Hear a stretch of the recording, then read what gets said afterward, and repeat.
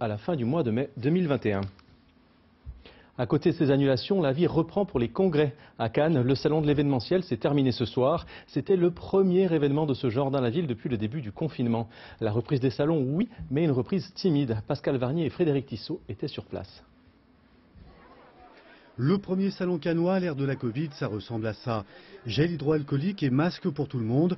L'événementiel fait son show de rentrée. Le secteur a été durement touché par la crise. L'un des géants de la branche dresse un constat amer. Il a perdu 85% de son chiffre d'affaires par rapport à l'an dernier. Il n'a jamais vécu une telle situation en 40 ans de carrière.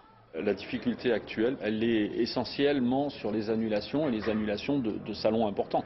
On a parlé du nautisme, on vient de parler du Rock Azur, je pense que c'était hier soir. Ce sont des manifestations qui ont une importance majeure.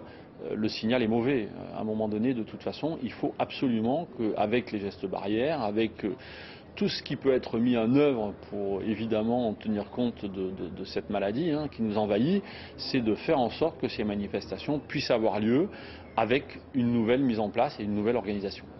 On met tout en scène et on essaie effectivement de faire des petits laboratoires qu'on reproduit après à grande échelle. Donc voilà, comme par exemple ici. Voilà. Créateur d'ambiance, c'est ainsi qu'il se définit. Cet entrepreneur anti-bois a réussi à s'en sortir en organisant des mariages de prestige.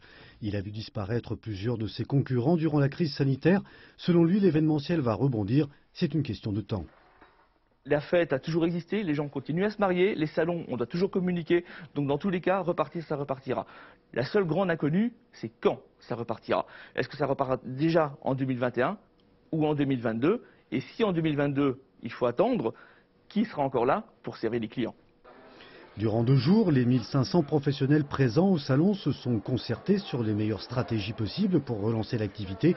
Ils espèrent tous un redémarrage au printemps 2021. Dans l'actualité également, cette violente agression